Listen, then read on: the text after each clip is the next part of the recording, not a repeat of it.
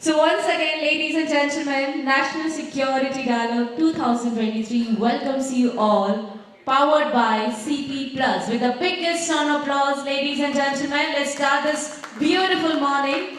And also I would like to thank our organizers, GOV Connect, Collaborate and Co-Create. Can we have a big round of applause for GOV Connect? And also our organizer, Borderman, Institute of Border Security, with the biggest round of applause.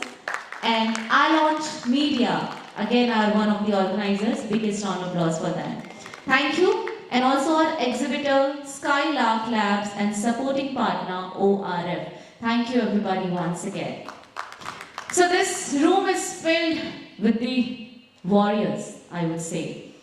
Not only superstar or rock star on screen, but in real life. The respect we have for you is just impeccable. We just can't say it in words. Thank you, each one of you, for protecting us, at the same time for being an inspiration for all of us.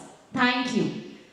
Not only for this new generation, but I believe whenever we want any motivation, any kind of inspiring stories, the first thing we do is to read about the defense and the security. The kind of work you gentlemen and of course few ladies, I believe, they are doing for the nation, for the humankind, and most importantly, I think for the well-being of the nation, is just I will say, like you gentlemen are some angel from above. I think God has sent you to protect not only the nation, the humankind, but also the humanity. Can we tap on our shoulder once for this bravery, for this wonderful, at the same time, very inspirational work you are doing. Thank you once again. I was expecting more time. I mean, where's the energy? Thank you very much. So here, harnessing emerging technologies for national security. That's the purpose of this morning. Once again, ladies and gentlemen, thank you very much for flying from different cities and being here and making this morning more beautiful by your presence. It means a lot to us. Now we're going to start our first inaugural session, which is all about harnessing technology for national security, visions of the Indian security architect. I genuinely want to request each one of you, please help me to welcome for the welcome address and a very distinguished personality in the room with the biggest round of applause, Mr. S.K. Sood, former additional DJ BSF Borderman. With the biggest round of applause, ladies and gentlemen, I would like to request you, please help me to welcome for the welcome address.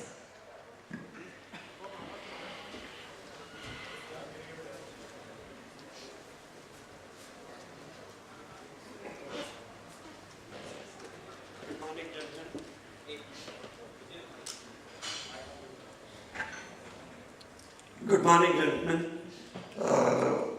Borderman and GovConnect, our collaborators, on behalf of those, I welcome you all here for this National Security Dialogue 23. This is our first endeavor in holding this kind of event, and insofar as Borderman is concerned, this is a think tank recently created to work in the area of researching problems along the borders and security threats faced during the peacetime management of borders, which has evolved from security to border management, where all of us, not only the security forces, all other institutions working along the borders are involved. And when I say border, it doesn't only mean land borders, it also means maritime borders, for which we have our guests from Coast Guard who will be speaking to us later during the day. Throughout the day we have various panel discussions and presentations talking on different aspects of national security, including cybersecurity, and also including the very important threat that our borders face nowadays, that of drones. We'll have a presentation on that and discussion on those issues. We also have connected with ORF, who have been kind enough to organize a panel for us, and which will be the third panel of the day. And thereafter, without taking any further time, I'll request the Master of Ceremony to please take over and invite our keynote address, keynote speakers, which include General Hasnain, General Bhatt, and Dr. Chaulia, the eminent thinkers in the field of security. We all know these personalities, they need no instructions. Thank you so much.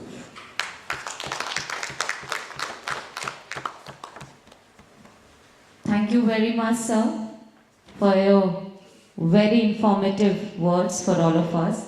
Before we're going to begin for the keynote address, I would like to request our distinguished personalities for the first session. Please come on the rise and please take your seats, and please help me to welcome them with the biggest round of applause. Can we have for the keynote address Dr. Sreeram Chaulia, Professor and Dean, Jindal School of International Affairs, with the biggest round of applause, ladies and gentlemen. For the industry presentation by M.A. Johar, President Project Business CP Plus, with the biggest round of applause, ladies and gentlemen. For the keynote address by Lieutenant Gen. A.K. Bhatt, PVSM, UYSM, AVSM, SM, and VSM, former Director General, Indian Space Association. Thank you very much, sir, for joining us here. Can we have now for the keynote address by Lieutenant General Syed Hasnain, PVSM, UYSM, AVSM, SM, VSM, and Bhatt, former Props and Military Secretary, member NDMA. Everybody, Central University, Kashmir, with the biggest round of applause, please help me to welcome him on dais. And also Dr. R.K. Arora, Border Security Professional and Professor, IIT Delhi, Advisor, IIT Bombay. Thank you very much. So, gems of defense and security. First of all, biggest round of applause for them. Can we now invite, with the biggest round of applause on dais here, for the keynote address, Dr. Sreeram Chaulia, Professor and Dean, Jindal School of International Affairs. Thank you very much, sir. Thank you. Greetings, everyone. Such luminous figures on the stage that I'm neither a defense expert nor a technology expert, but there are many others here. But I think as an academician and a scholar, I'd like to maybe open the dialogue by talking about technology in general and how important it is to national security and to the rise and fall of nations, and what we are doing, and what are our comparative strengths and what needs to be done. So in a brief 10-minute stint here, I'm going to try and touch on all of those issues. But let me also congratulate Sanjeev Sood, Dr. Arora, and the team of Borderman for bringing the idea of this think tank to fruition. And they are specialists in border security, and I believe Borderman, the think tank, has a long way to go, and we are very happy to support it in whatever way we can, because we need specialists in this field. While everyone is an expert, so to say, especially here in Delhi, we do need people who have been manning the borders and who have long experience of doing it and bringing that knowledge to the general public. So congratulations to Borderman and the team. So coming back to technology, Karl Marx and Engels had this notion about technology as a determining force for historical change. So I wanted to lay the broader background for this conference and the dialogue by talking about technology for change. And they were very clear about and Marx famously said, it's not the articles you use that matter, but how they have been made and the instruments with which they have been made that really matter. So tech and technology is, in the Marxist notion of history, very important determinant of the changing ages. So you had the Stone Age, you had the Bronze Age, the Iron Age, and then the Industrial Age, and now we are in the so-called digital age. So the notion that you can divide, history based on technological eras or periods is I think, a valid one. Communism may have failed, but the Marxist understanding of historical evolution is important. So tech obviously determines the era and the age and the overall milieu in which we are at any given point in time. Tech is also determinant for the rise and fall of great powers, and you see that in every era, the most advanced powers are the most powerful ones, have the most advanced technology. There's just no two ways about it. So you go back in time to the empires, to the modern nation state system, tech determines everything. And the ones who have mastered the latest cutting edge technology in their respective eras are quite powerful and dominant. And if you look at contemporary world history also, it's quite clear that you look at the Global Innovation Index, for example, which is the World Intellectual Property Organization's measure for technology and technological advancement, you see the ranking of countries, and it's almost correlates with great power status. And we are doing not so badly in the Global Innovation Index. As you know, we have jumped from 81 to 40 in the last 10 years in the Modi era, and that's a huge transformation. But Prime Minister has set the target of at least being the top 25. So, as you grow up and leave others behind, and then you are dealing with the leaders in tech, so it's a lot harder to climb up as you get closer to the top 20. So, we have made some leaps. We have the indigenization, which I don't have to tell this audience, especially in defense sector. We have the advantage of the openness of other advanced powers to share the technology and to co-produce with us. Unlike our adversary, our prime adversary, which is now facing a kind of a closed door from Western countries because of fears of them using technology for their military advantage over their adversaries, we are still in a position where we are seen as a benign power, and I don't see that changing at least for another 10-15 years, where we are many more players who have advanced technology are willing to share with us. And so this is where I think the defense diplomacy is the key for our technological advancement. Even for our indigenization, we need defense diplomacy and partners who are willing to transfer technology to us. And as you know, we have diversified our basket. We have many more co-producers and co-developers in high-tech field, especially in weaponry, than was the case even 10 years ago. So I think the way forward is to emphasize more on the defense diplomacy and to capitalize on this window of opportunity that we have in the current historical moment, where our rise can be enabled by the fact that we are a democracy, by the fact that we are trusted by a lot many more players than the People's Republic of China.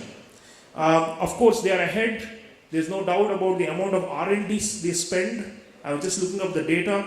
2.4% of GDP is what China officially spends on research and development. And that, of course, means that they are catching up fast with the Western countries. Our R&D figure overall as a percent of GDP is still less than 1%. It's about 0.7 to 0.8%. So even though we are pushing hard in critical sectors with indigenization and investing more in core technologies, the point is our overall R&D spend, or even R&D within the defense budget, remains somewhat insignificant compared to the bigger powers. So we'll have to significantly invest more in this going forward to be able to catch up and to be on par with the leading powers. I just wanted to mention the fact that even small and middle powers which invest in technology, including defense technology, are quite influential, and it gives you much more leverage as a student and a scholar of international relations. You know, you go to a negotiation with so many cards, right? But if you have technology to transfer to others and not just to take from them, it makes you a much more valued player on the table. Now, I'll just give you two examples which you are very familiar with: Israel and South Korea. Now, these two countries 20 years, 25 years ago were not necessarily leaders in high tech, especially not in defense. But they have really made giant strides in just 2 decades or so. And now, as you know, South Korea has climbed up quite rapidly and has become the 5th largest source of our weapons imports, for example. It wasn't in the picture, as far as I know, 20 years ago or even 10 years ago. So they're strategically investing in key areas for defense and have become major exporters in this field. Our own and Israel, I don't have to mention, a country with very little natural resources but with a high level of human capital, which they've invested heavily in skill development and in startups, and now in security solutions. I don't think the Israelis per capita can be beaten by any country in the world, not even the US or China. So small powers, medium powers also can have significant influence if they make strides in technology. And it seems like an obvious no-brainer, but needs to be restated, giving examples so that we see how countries have made this leap rather quickly. And so it takes, I think, a concerted focus. We have the global innovation rankings showing that India is rising and it's getting nimbler and more capable, but we need these partners. So my basic point before I conclude is that, you know, to lead in high-tech fields requires a mindset and obviously public-private collaboration, and also the ideation behind it. And sometimes people think it's only science and technology. It's also the policy ideas about how to make it work and how to bring it into fruition to generate more comprehensive national power for a country. So I think tech is obviously the way forward for us, especially in partnership with other countries. And I hope that this dialogue, I know there is a full session on diplomacy and tech later on today, and national security, and I hope we bring out these elements for discussion. And how we can harness this window of opportunity, I leave it to you all to think about, the one that I just mentioned, of the next 10-15 years, where we are not yet a great power, but we are on the way to being there, and therefore countries don't perceive us as a major threat, except our two immediate neighbors. But other than that, there's much more openness, and that's, I think, if we can exploit that to the maximum. The word is trust. Dr. Jaishankar, our foreign minister, keeps talking about how we need to create circles of trust. And trust, I think, is something we are building, and there is a lot of goodwill for India around the world, and a lot of willingness to share and to co-develop with us. So if we can maximize this window of opportunity going forward, I'm sure that we will be seen as leaders in tech, in advanced fields, including in some of the most cutting-edge defense equipment and platforms and systems going forward. There are lots of bureaucratic hurdles, lots of red tape and other problems, and I don't have to tell you all about it.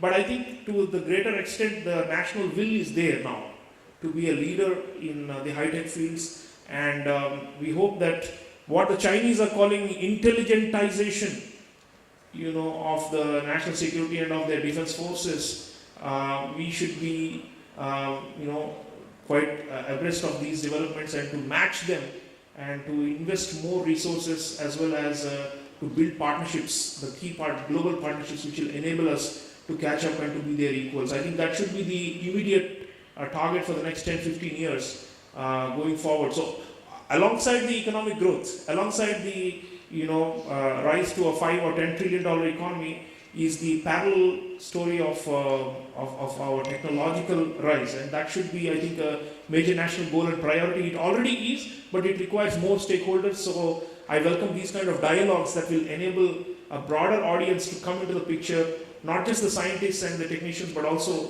lay public and policymakers so that we can create that ecosystem to be a technologically powerful nation. Thank you very much.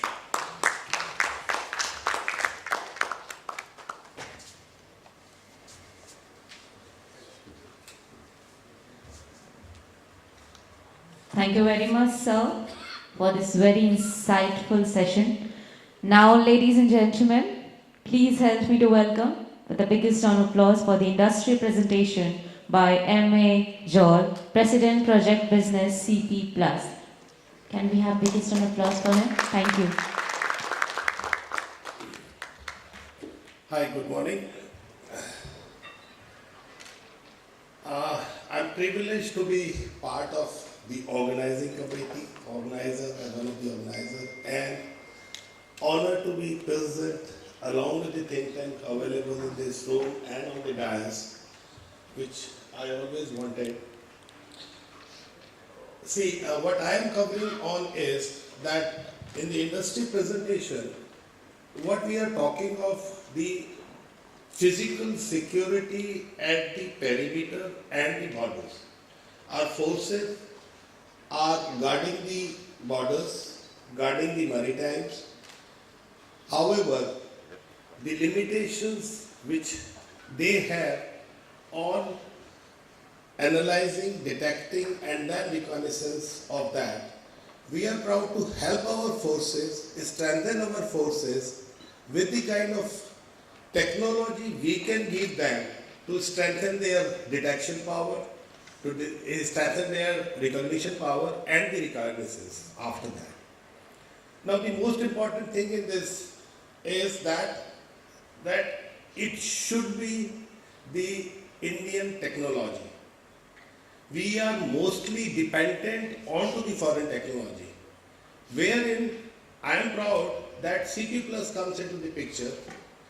In the industry of surveillance industry for about 15 years, though we started, because at that time the ecosystem was like that only, we started with the foreign components and the foreign equipment.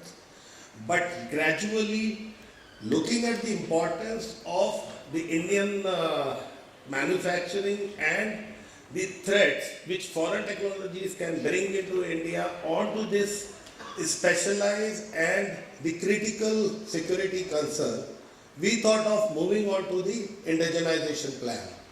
And we are proud to say that we are quite successful in that. So that is where I just want, in this limited time, want you to go through this. So basically our aim is to provide a comprehensive integrated critical infrastructure for law and order with completely Indian technology, then customization and to reduce the response time, as I said. Now in this, for indigenization, we have already built up a factory which is running for almost 3 years, and we are making about 1 million of cameras per month in this factory at Andhra Pradesh, in Tirupati. Now, looking at the requirements and looking at the criticality and the customization requirement by the forces, our R&D at the back end keeps on working on that and evolving the products, or basically evolving the solutions. I will not say product, evolving the solutions around that to strengthen our forces with whatever indigenization components we add on. So that is on that our factory basically passed through all the stringent tests and whatever are required to be onto the security side, the vulnerability, the phishing attacks, the basically intelligence gathering by others. So to stop that, we have worked out the test plan at our factory only. So there are complete testing facilities available. In this era, to basically looking at the demand of the industry, we have again started up a new factory that has been built up, and in 2 months that would be operational again in Andhra Pradesh, and that would be we would be manufacturing about 3 million cameras per month to cater to the requirement, and that would be fully indigenized. We are basically going on to the component level to avoid all our neighbor countries involvement into our security industries. We are working on up to the level of chip designing and chip manufacturing, because there are American companies, there are UK companies, there are other companies who are basically, India is yet to get into the chip manufacturing in India. So that basically designing on our own design and terms and then packaging it in India and then giving those chipsets. So right from the chipset and every component we are trying to make that indigenized to basically strengthen our Honorable Prime Minister's vision of Atmanirbhar power. So this factory is basically has been built up and we would be working on, it would be fully functional and operational in about 2 months' time. Now, basically the industry is again getting a government support into this. There are security norms which are in making at different organizations at MIT level and all, so that every camera, because these all are the eyes and ears of our soldiers working onto the field. But that information should not go out of our hand. That is what is the key and that is what is the key and our aim onto this. So that is how we are working on that. The security testing should be stringent on every cameras, whether it is a foreign cameras or indigenized camera, so that we are basically safe onto that part. Now, just to touch upon some solution component, because that is most desirable with the kind of audience here and with the kind of think tank here, to basically take up onto the modernization part along with the physical security and security surveillance. So there are components which we have designed the solutions. Now, basically what we need to get the complete and full-fledged security onto our part, onto the borders, onto the maritimes. So we have to have the enhanced reliability, which I said that with indigenized project, these are fully reliable and fully secure. Then with that, along with certain sensors, see, most important sensor or most important part of the any surveillance component is cameras. But with the artificial intelligence, so many artificial intelligences added to the cameras, we have to have different sensors integrated to it, so that we have a full-fledged and no black spot working onto the borders or the maritime security. Deployment of sensor plan, how do you deploy it? Through scientifically analyzed coverage, concern areas, what kind of sensor is required, what kind of best possible combination of sensors you should use onto that.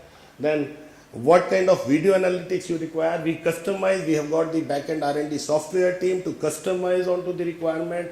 Every field, Rajasthan border has a different requirement, Jammu, Kashmir border has a different requirement, our western, northern, eastern borders have different requirement, maritime has a different requirement. So we customized analytics according to their requirement. What is the kind of concern area, what is the kind of security threat they have.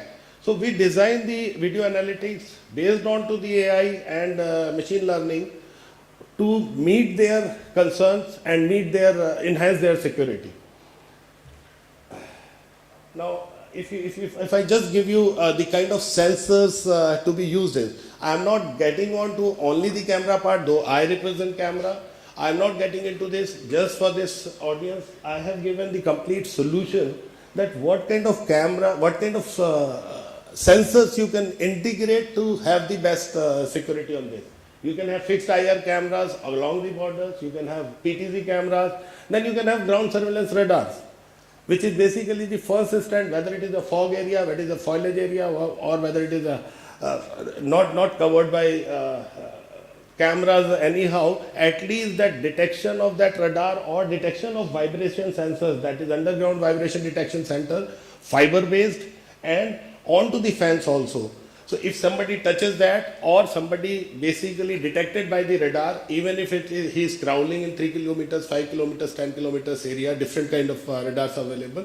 On that basis, that detection activate the PTZ camera and you can have the complete picture of that area. So this is how we are working on. Then VMS, video management system and video analytics customized according to the need and requirement. Then definitely command and control. and to have the right response time, reduce response times, the PDA with the complete picture of the intruder to the response team or to the RT team there at the border. So these all are basically the complete solution we can design for the border forces. This is how the deployment plan can go in. Like if you see, the fixed cameras are working, the radars are working on the best. These all are perimeter security, but you can convert it onto the borders or customized requirement as you see. Now, how it intercepts basically, what I said, like if you just have a pictorial diagram that if somebody is covering that area, if somebody is coming to the near to the fence or near to the border, then basically two sensors covers that. Either the radar will detect that first, or in vibration detection center, VDS detects that and immediately gives a signal to the PTZ. Whatever PTZs are into that slew to queue to that particular area, particular intruder, click his picture and send it to the command and control station. And then it keeps tracking onto that. It doesn't leave the intruder there. That camera thing started, that it would basically keep tracking him wherever he goes, and then geotagging it, its slat long gives them, and RT team information to QRT team, and it reaches and catch hold of it. So this is how is fully automated system for the border security and border management, which is basically we call it as a smart border now, and your maritime borders. Now, how can we help in that? So basically, as I said, that we are the largest one in India, fortunately, and we're proud to be onto that part, that in the camera industries, we want to deliver the best what we could to the forces and to other departments like our railways, to our critical infrastructures, to our buses, even in case of schools, we are giving solutions to the schools, we are giving solutions to the police stations as per the Supreme Court guideline, wherein they have basically kept the cameras into the interrogation room, and whatever interrogation is going on, that is under the camera, and we have to keep storage for this for about 3 years to be catch on by the Supreme Court. Anytime, whenever they want, they would call it. So we have done about 7 states with that. We have done good railway thing with complete video analytics. Even if somebody falls down, that detects. If somebody is trying to run away, or somebody trying to basically misbehaving something and all, there are panic buttons. That panic buttons are again integrated with the camera. So those kind of solutions we are providing to the Indian infrastructure for having them secure. So in every field we are there: real estate, retail solutions, campus solutions. We are basically installed about 140,000 cameras into Delhi schools. Our complete Delhi surveillance is proud to say that are working on CP+. We have got about 160,000 cameras installed on Delhi roads, and those cameras are basically helping our police organization to work that. We have done safe cities and smart cities, where we are basically managing their traffic also, so complete traffic management with traffic violations on video analytics and all. So we are providing those complete solutions to them. Simply the intelligent video surveillance, analog HD camera, this is all whatever you need, right from home product with IoT devices. We have got IoT devices, like we have got doorbell. Now, if you see, that era was there, that when you have to come onto the display room or to the monitoring room to see that what is happening on this. Now we have got IoT cameras working on Wi-Fi. You can see on your phone what is happening on. We have got doorbells, wherein if you are not at home, somebody rings the bell, you can see his face, and from your phone, the bell will ring on your phone instead of in your home. So you are at office, you can see who is coming and you can answer him that we are not there or we are there. So those kind of solutions, customized solutions we are making on for the home products also. So these are our key strengths, that expertise in understanding the security environment, because being the oldest one in this, strategic partnership with other OEMs to provide a complete solution, whatever we can give, indigenized solution to augment, then pan-India presence. We are basically every nook and corner of India we are present, because wherever you go, even a small chef vendor, he has a CP plus camera working in his, and we have to provide him the support. So the support structure is at the remotest place of India. So this is our CEO quote, and this is what like we work upon, that we are here to come together and join forces for the purpose of recreating the future. Our country, I just read through quote and quote, and our country currently stands at the junction of redefined possibilities, where the next decade shall prove us to be the giants in every segment and every industry. The era of India is resenting the word, and it is time we regain the glory of golden bird. We are going to rebuild a safer, smarter, Atmanirbhar India that can unleash its potential to lead the world. So with your help, we are here, and with your requirement or needs, we are here to solve that. With this, I'll just say thanks. Any question, please? Yeah. Can you have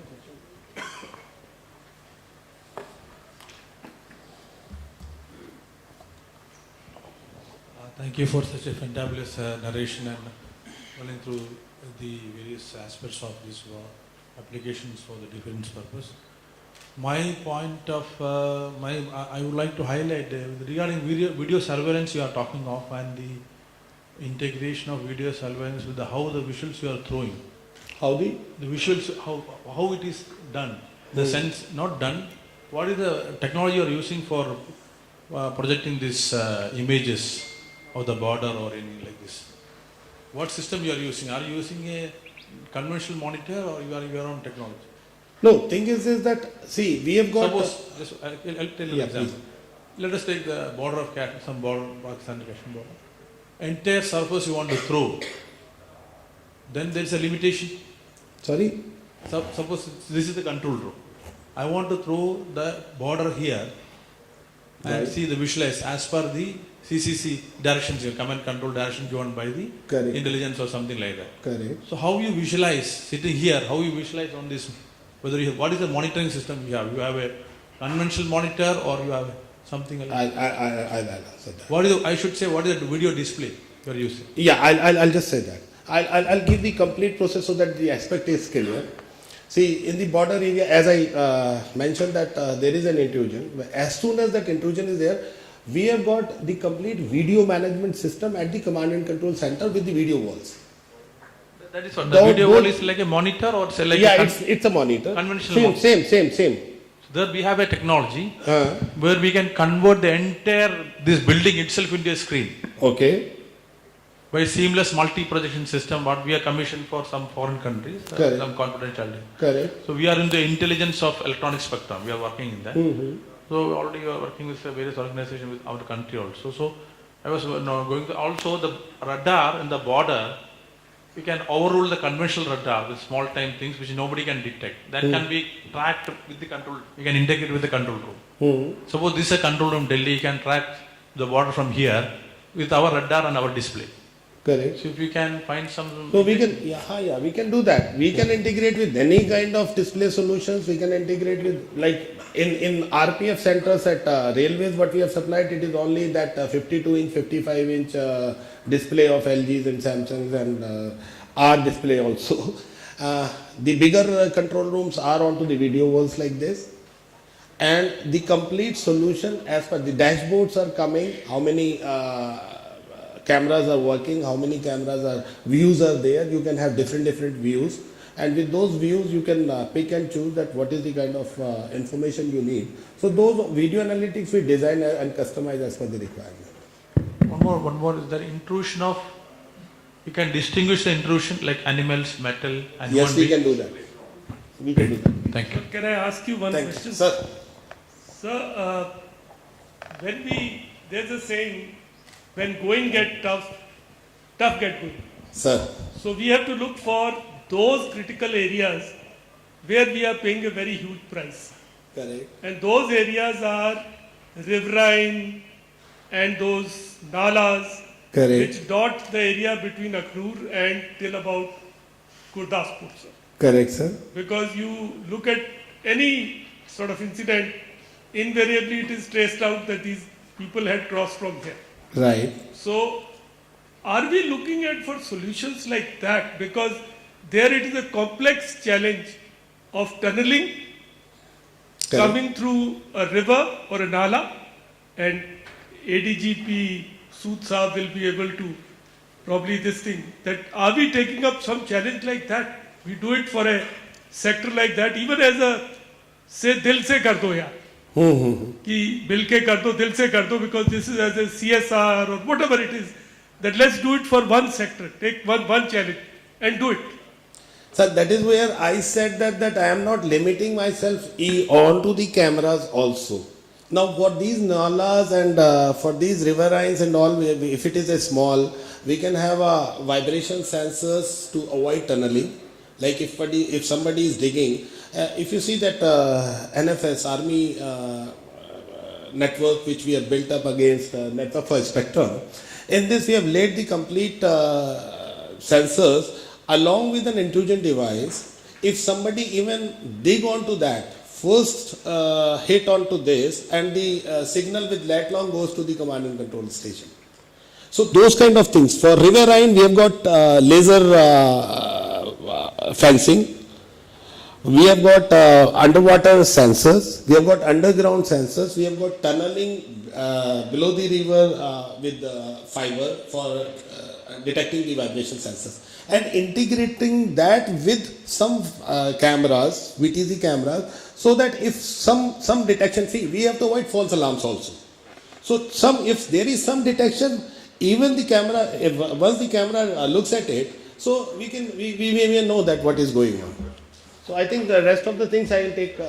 One question, please. Sir, The discussion later. So this is very relevant to what we just discussed. Now the speaker has to leave. yeah. No, it's a very short question. Very short. No, see, last 10 years we have been talking about border management and border solutions. Mr. Sood will be able to tell better. What is the present status on our borders as far as this sensor and their installation is concerned? Sir, there are some trials which has happened at different areas of forces, and basically with different technologies they are trying for, and the complete standardization has not yet happened, which is under process at MH. Thank you.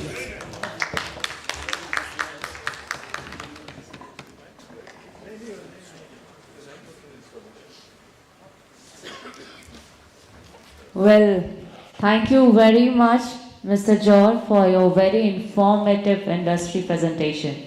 I think he deserves a big round of applause. Thank you. Thank you, Team CP+. So now, ladies and gentlemen, please help me to welcome for the keynote address by Lieutenant General Syed Hasnain. With the biggest round of applause, I would like to request, please help me to welcome Crops and Military Secretary Member NDMA, Chancellor, Central University, Kashmir. Sir, can we have you on, guys? And can we welcome him with the biggest round of applause? Thank you. Thank you very much.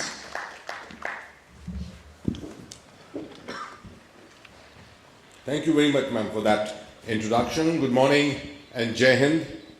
And let me start by complimenting Borderman. I think it's a great concept. If a think tank can put together an event of this nature, it's unfortunate that the city of Delhi doesn't know how to exploit its own advantages. There should be people here, this place should be teeming at the moment. There should be n number of people sitting in here waiting to listen to what is being spoken here at the moment.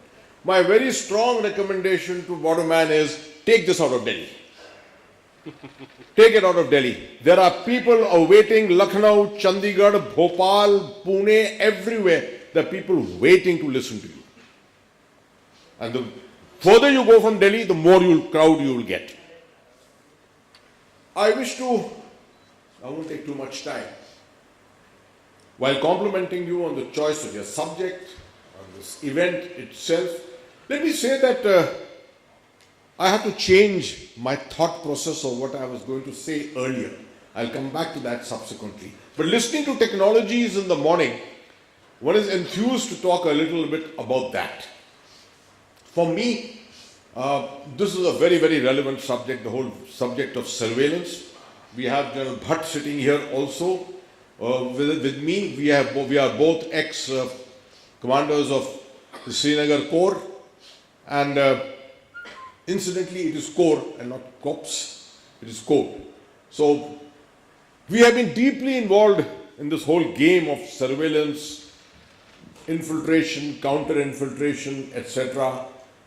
I'm proud to say that the original fence on the line of control came up when I was a commander at Udi, and making it into a smart fence of those days was a great challenge. We tried it very, very crudely. We did succeed to a great extent. But let me also assure you at the same time, with what we did in 2003-2005, reduced the strength of terrorists in Kashmir to below 1,000. That was the aim given to the Indian Army by General Nirmal Vij, who said, how can we change the narrative in Kashmir? And one of them was bring down the human resource element. And that could only be done by physically stopping them. We stopped them with the help of the LOC fence, which was a system by itself. It brought it below 1,000 and ultimately brought it much further below. Those who may not be aware, the strength of terrorists in Jammu and Kashmir used to top over 4,500 to 5,000 at one time. Both of us, incidentally, General Bhatt and I, enjoy the commonality of having been the Colonel GSs of one of the most turbulent sectors where the Indian Army is deployed, and that is the Avantipur sector, South Kashmir. We were both Colonel GSs of Victor Force. I can assure you, at the peak in 1998-99, as a Colonel GS, I used to handle as many as 14 to 15 encounters at one time. At one time. Today, if you get one encounter in 2 months, you should consider yourself fortunate that you have had a lot of experience in handling encounters. Here we were encountering 14 to 15 of them in a day at that particular time. Coming back to the importance of this seminar. You see, technologies have to change. Smart technologies have come into being today, smarter technologies, right? It's a question of exploiting them. It's a question of using them in this very, very crucial belt of the boundary between Punjab and Jammu and Kashmir today. The Kathua belt, for example. The former army commander, Western Command sitting here. Biggest challenge. He was the army commander during the Pathankot attack. I still remember you standing in the photographs at that time. And what a challenge that is. Tunneling is not a very, very deep, deeply tiered kind of a system there. Unlike Jammu and Kashmir, or rather unlike Kashmir. Kashmir over a period of time has had tiers and tiers added to it. Here in Punjab and in Jammu, the challenge is much more severe. Because you don't have that kind of tier system of counter-infiltration. And the terrain is terrible. It's as bad as the terrain which you get in Kupwara or in Baramulla or places like that.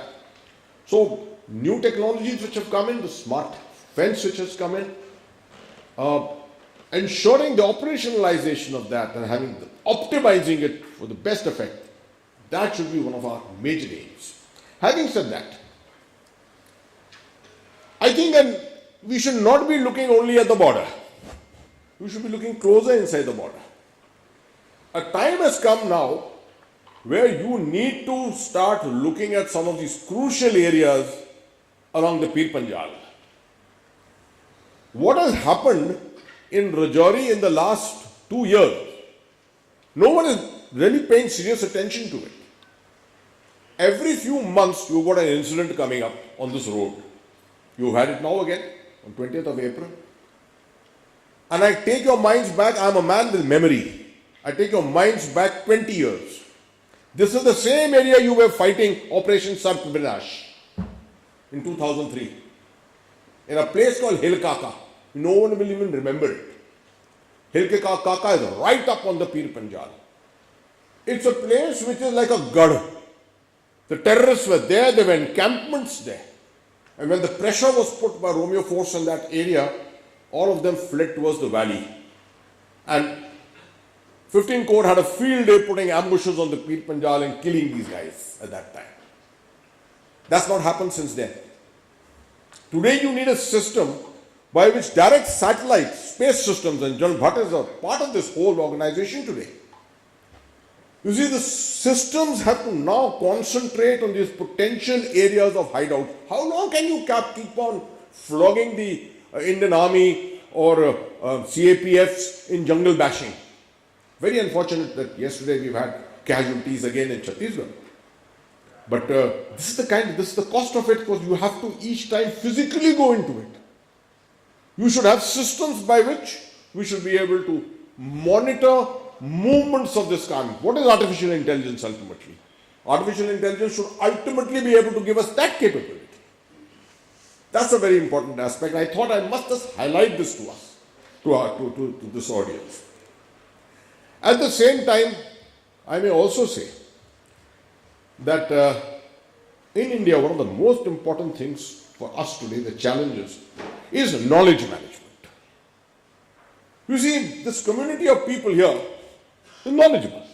But there are lots and lots of people who are expressing opinion in today's world of social media and putting tremendous pressure on the government of India. The government of India will unnecessarily come under pressure because of this. After all, we are a democracy. The government comes under pressure because of all this happening, people not knowing enough.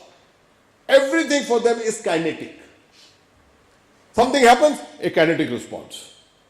I go to some places to speak around the country. The only questions which are put to me, POK ka wapas aa raha hai. National security is not handled in this way. There are smarter ways of doing things, and if India has to evolve, it has to evolve. It's already evolved into a middle power. I call it from a middle to a swing power. We are becoming a swing power now, where the world is now looking at us to make a difference in balance, swinging one way or the other. If we have to be an effective swing power, then our knowledge management has to be of a much higher order. That unfortunately is not happening. Social media today is being used for the wrong purposes. Organizations such as this, so glad to see a think tank of this nature, need to be more outgoing. You started with all this, now much more. You should be able to put out a lot of recordings, you should have a lot of discussions, and let this community of people move together thinking about things. When this incident took place on the 20th of April, I was tempted, I wrote immediately. My surmise was, we are going overboard on this issue of China. Northern borders have taken up complete attention of ours. And we are dismissing the western borders and saying, this can be done away with. A very interesting saying, an adage, you must remember, and that is, low intensity conflict does not go away until it goes away. Everyone thinks that low intensity conflict has been defeated because there is very little terrorist activity going on. But it is not gone. It's still there. And it's there to come back. Everyone is looking at huge things happening on the northern borders everywhere. It is these small things which will make a difference to the national security. And this is what we should be working towards. Our technologies should be working towards that also, not just issues concerning big wars. You're seeing what's happened in Ukraine. Big wars have ultimately dwindled down to small things. It's all dwindled down to small things. At the end of the day, Ukraine is going to be one big Liko fought in the heart of Europe for a long time. Nothing else. And that's exactly what is Jammu and Kashmir. A LECO, just carrying on and on and on. It won't go away until it goes away. So this is something that we have to be very careful of. The last aspect of technology. Recently I was visiting Pune, spoke at the NDA. What a pleasure speaking to 2,500 cadets. And after that came and spoke at the CME, the College of Military Engineering. Most people don't realize what a class institution that organization is. And domains after domains, you can go into IEDs, you can go into combat engineering, you can go into mine warfare and all kinds of things. One question I asked them, and that was, what are we doing about survivability? You see, up in the mountains, where these wars are going to be fought against our northern adversaries. Remember, they brought 50,000 troops in April 2020 to battle you. Did they mean business? Did they mean business to do a campaign-style operation over a period of time? 50,000 troops is minuscule. They didn't mean anything like that. Their intent ultimately is only firepower. It's only firepower. Firepower brought in preponderance on top of your head. It is artillery, everything which is going to be making a difference tomorrow. We got gunners sitting here. You should be very happy hearing that. Missilery, rocketry, gunnery. This is the future. No one is going to look at assaults. It is, people have to just walk over that area at the end of the day without having to contest anything. How do you survive that? If you are defending a piece of territory, how do you survive this? Everything is top attack. No longer are people firing like this, they are firing like that from the top. The tank is not getting the chance to survive in battle today against the drone. The drone is everything. How are you going to harden your defenses? I am an ex-CO of the Chushul battalion at Pangongso. And I can tell you how pathetic was my top defense over my head. If something landed on top of my head, I wouldn't have survived. That's why I keep telling the Corps of Engineers, your greatest thing is, as you call it in Hindi, Urdu, daromadar. Your center of gravity is survivability. Develop the technologies to survive. Because the world is going to come down on your head with a huge swath of TNT. And you have to know how to survive it. But that's the only way that you'll be able to protect and defend your territory. So let me stop there. I thought I'll add my 2 pice bit into this whole discussion. From experience of the borders, one has experienced it all over, both in LECO, conventional deployments, etc. It is endless, the scope of technologies here. Endless, absolutely. And we only hope that more and more of these kind of events take place to allow people to come, network their thoughts and minds together for better solutions for the defense of our motherland. Thank you very much. Jai Hind.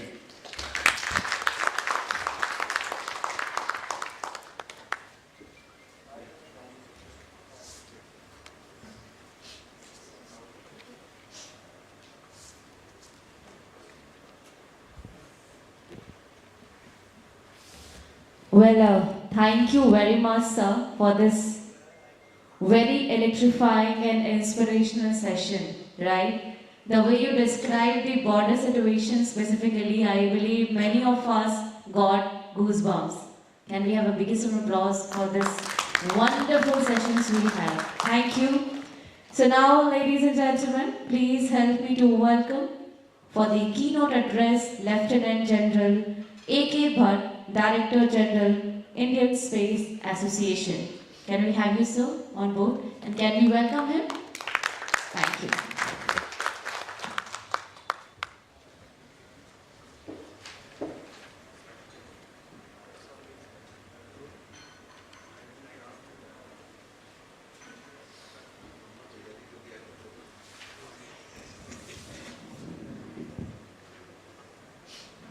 Good morning and Jain,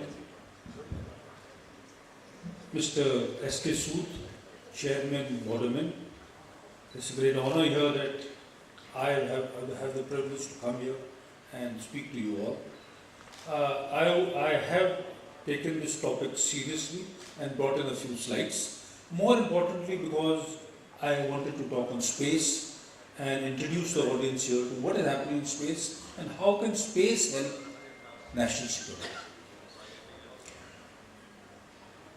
The first thing, of course, all these technologies are what are today emerging and coming. All of you have been hearing of it, from AI to big data analytics, blockchain, IoT, 5G. But what has come in the space domain, apart from usage of all these which I have listed, is reusable rockets, low Earth orbit satellites, and very importantly, miniaturization of sensors. And all this has made space firstly more affordable to be used in larger numbers for security.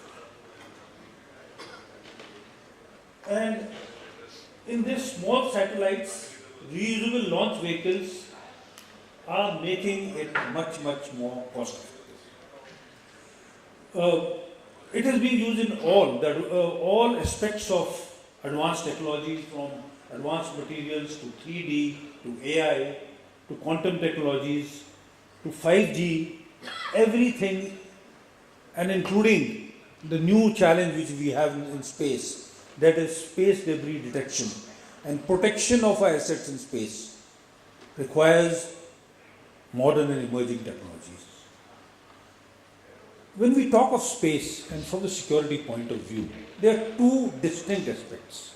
There are certain usages of space. There are two words which are very commonly used, called militarization and weaponization. Militarization of space is using the space assets to assist the security forces, be it land, air, sea, border security force, and Indian Coast Guard, and everyone, which is helped in peacetime and war. And what are the elements it is helped for is ISR, for PNT, for communication, EW, and weather.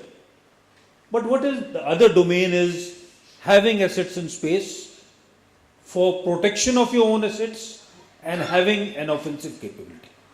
Now that is the part, and even having weapons in space to be used from there. That is the part which is called as weaponization of space, and of course, presently, no country in the world has declared and done it. Of course, covertly it is happening, and in the future we would require capabilities to weaponize.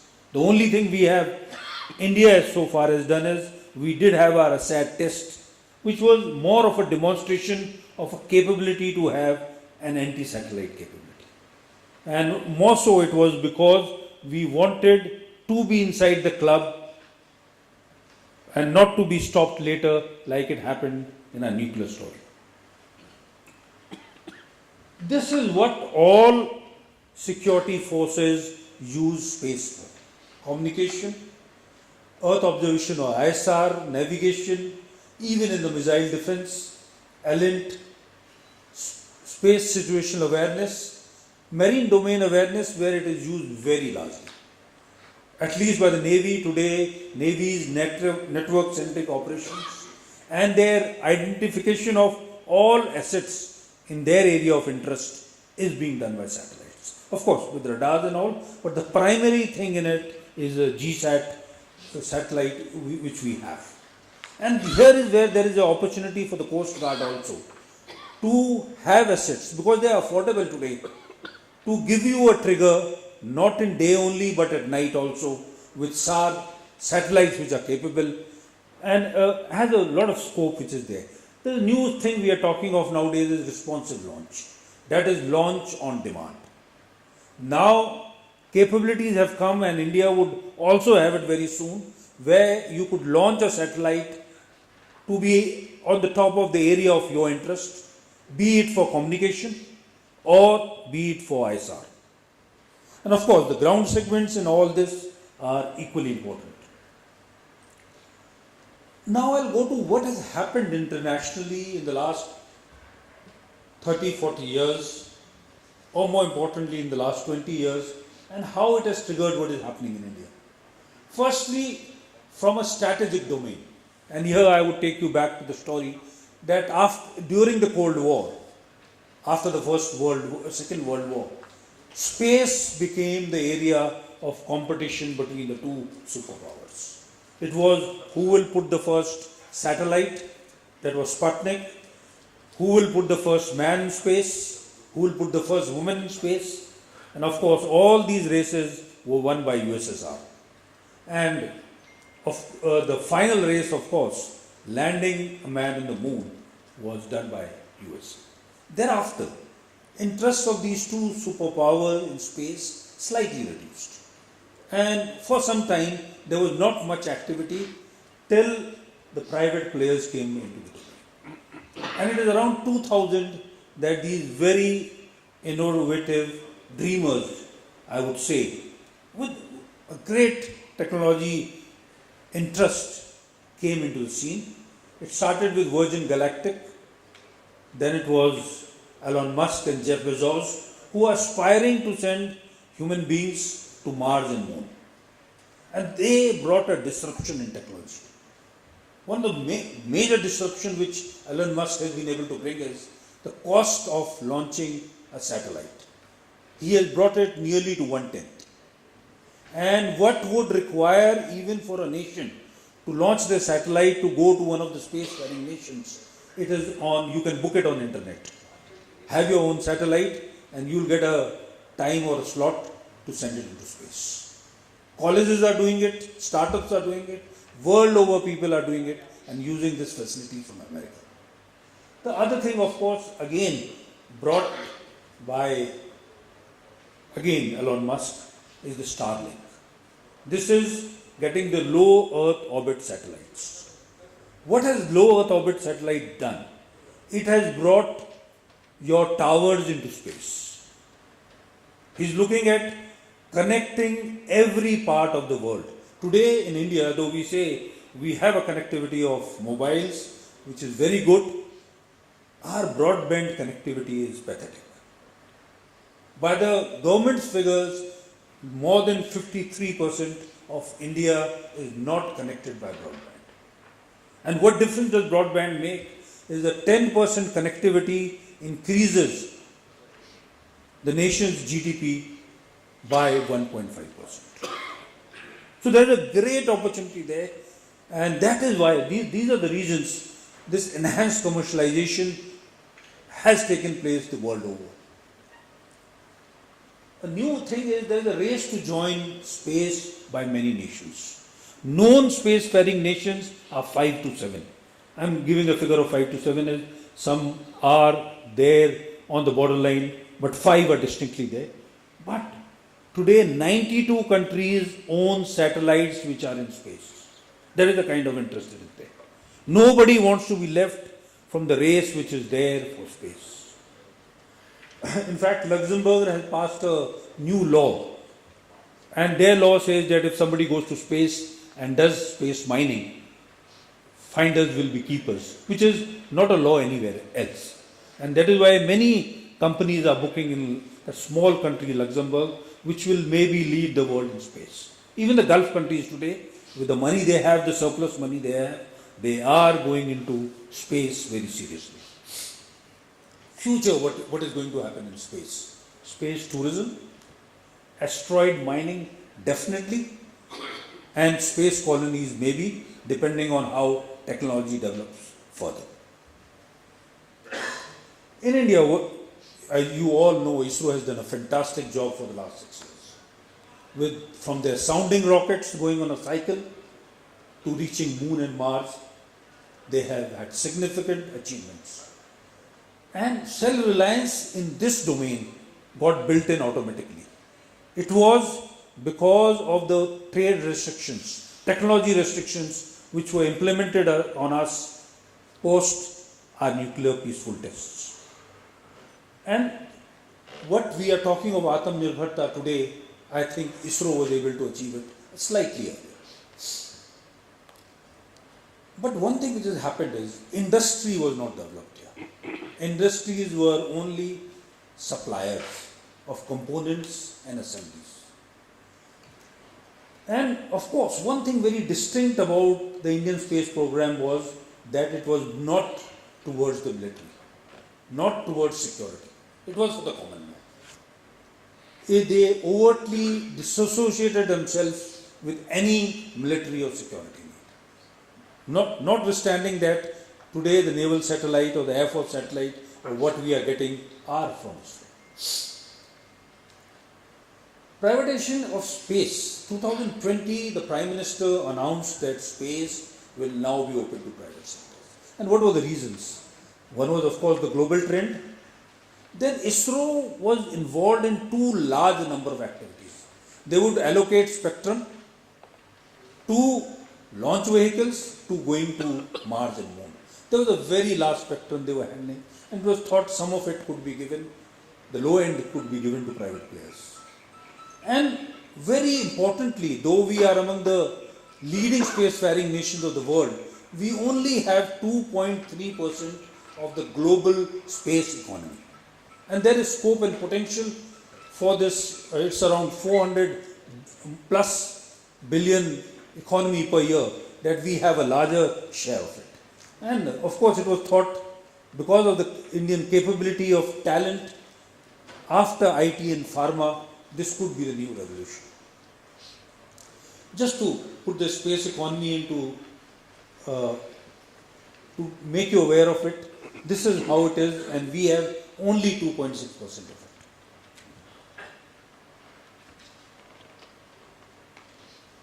And very interestingly in this, launch vehicles and satellites form a very meager amount. The larger money is in satellite services, that is in telecommunication, remote sensing and other things. This is just to, I'll not go through this slide, but just to inform you, from June 2020 to the decision to just a week back when the space policy had been released. And what is this new space policy saying?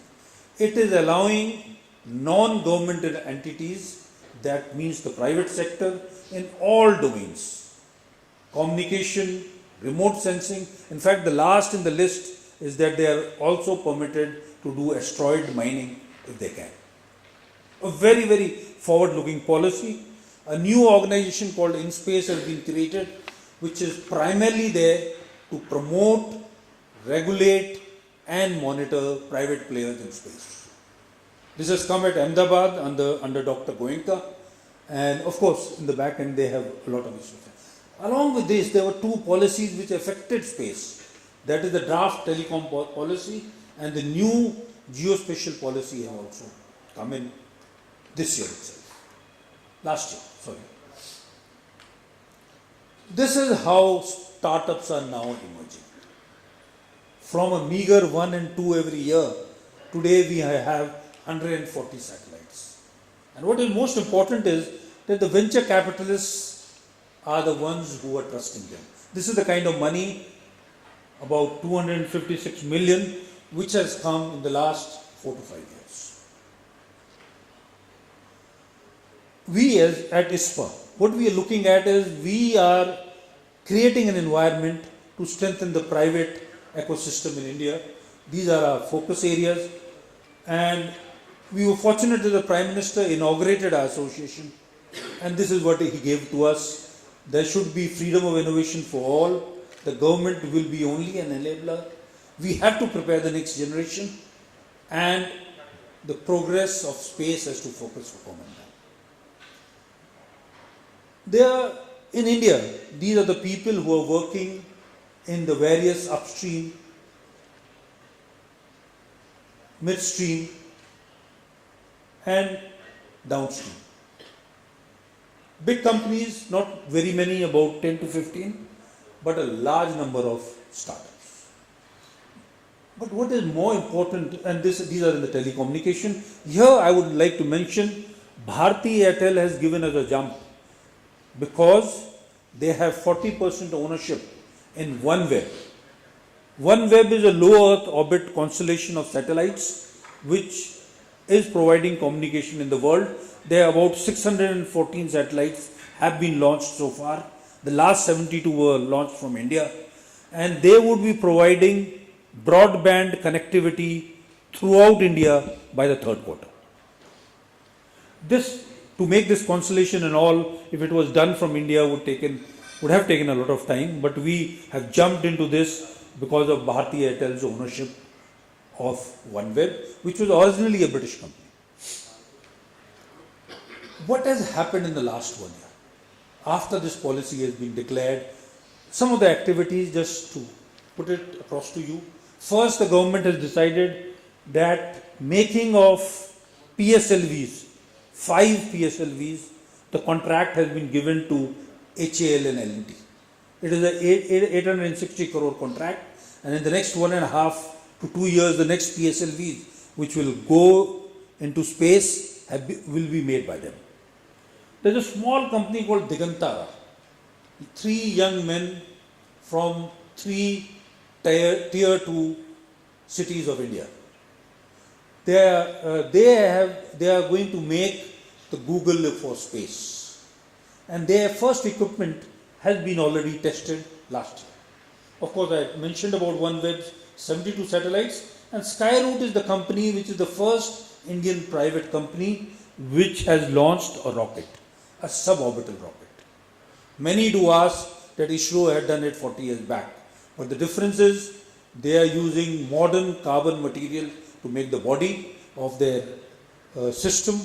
Their engines are very modern, with even 3D printing being used for some of it. And this company is just 4 years old. The oldest in this company is 32 years old, and otherwise the average age would be 22 to 23.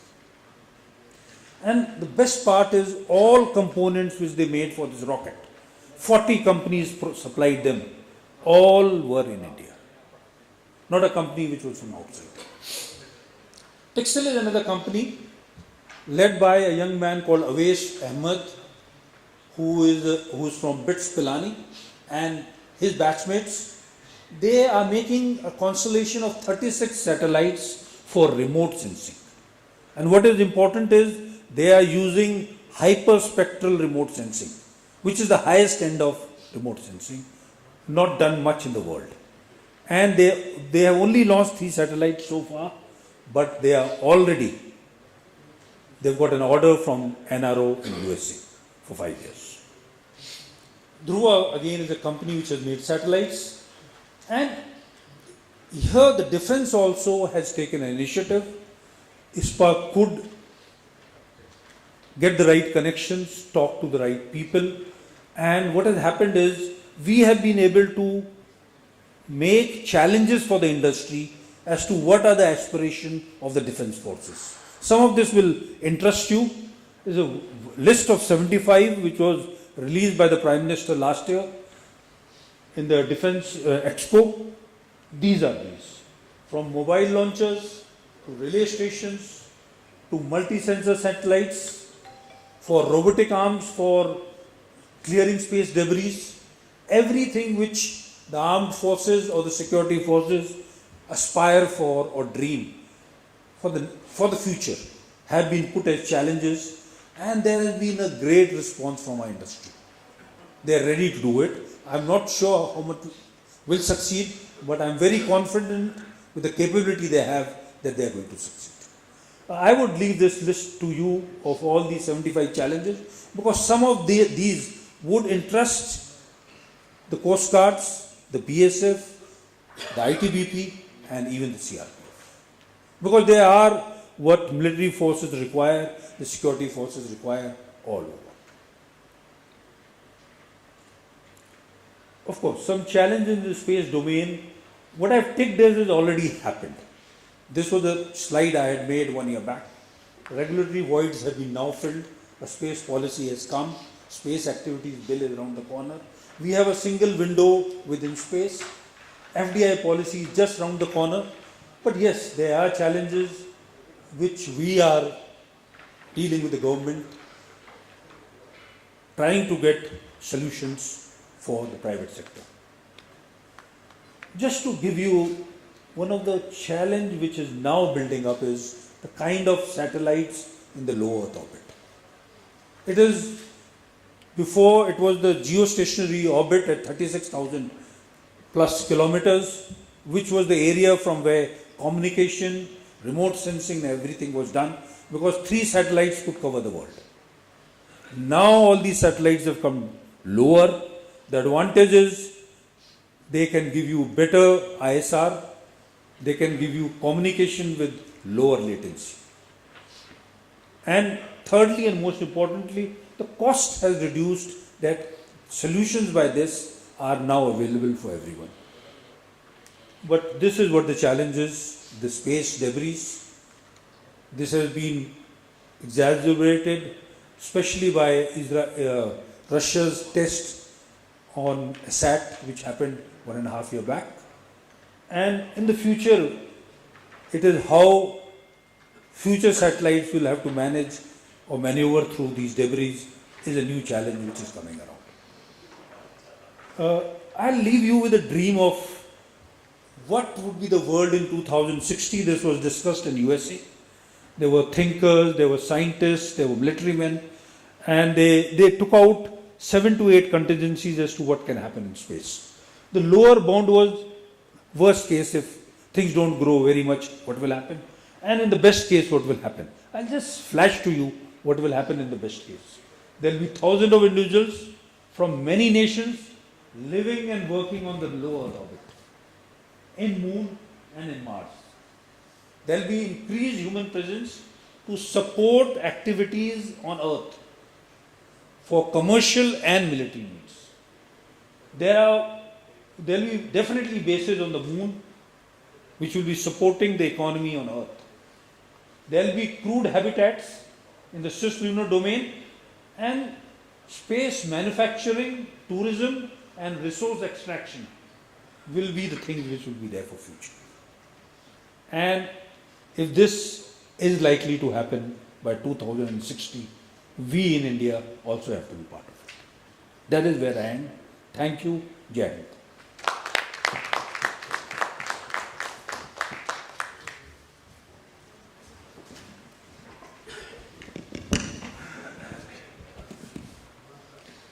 Well, thank you very much, sir, for sharing your insights for this session. We really enjoyed the session. The way you described the future of Indian Space Association, ISRO, and of course the satellites. I think they should be one of the biggest round of applause for sir. Thank you. So now, ladies and gentlemen, please help me to welcome Dr. R.K. Arora. Please, with the biggest round of applause, border security professional and professor, IIT Delhi, and advisor, IIT Bombay. With the biggest round of applause for the thank you note. Thank you. Before Dr. Arora takes the stage, a couple of points that emanated from the proceedings so far. The first one that was by General K.J. Singh. I totally agree that management of riverine borders, which is almost 1/4 of the borders along the Bangladesh, about 1,000 kilometers and around 300 kilometers in Punjab and Kashmir, poses the biggest challenge. BSF had started a project, 5 kilometers project on the western borders and 5 kilometers project on the eastern borders in Brahmaputra river, called CIBMS. It was an Israel-based technology, but then what happens with many such projects is that the technology proved to be very costly, and many of the components have gone into disuse. They cannot be repaired. And in that context, what is important is that Atmanirbhar initiative of the government. We need to have indigenized technology, and another aspect is that the technology has to be user friendly. The technologies that we generally tend to incorporate are vendor driven.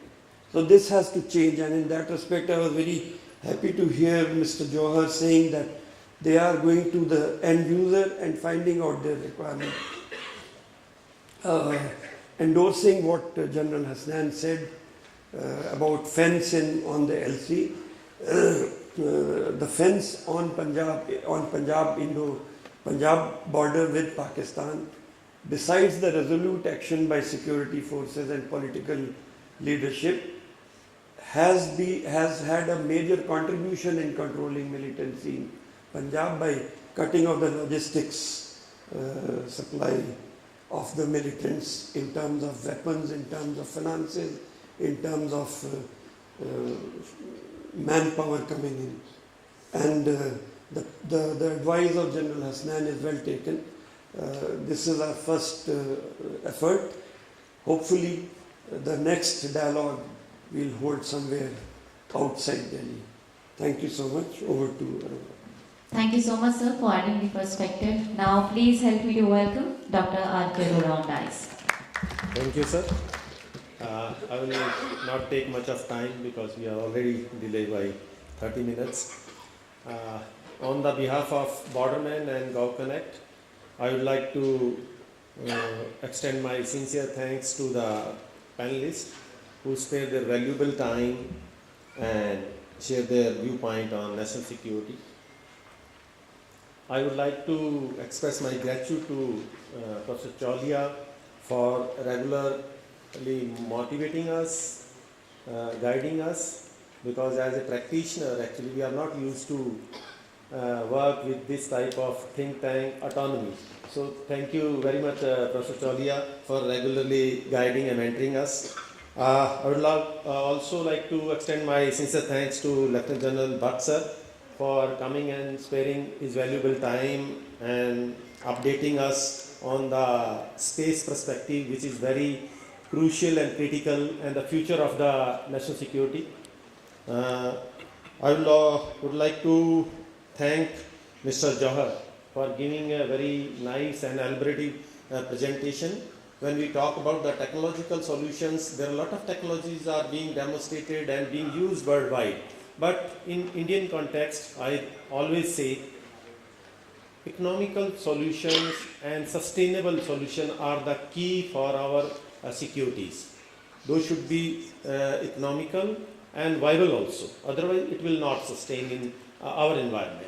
And we have seen the CIBMS scenario also, which Mr. Sood explained. And I would like to thank Mr.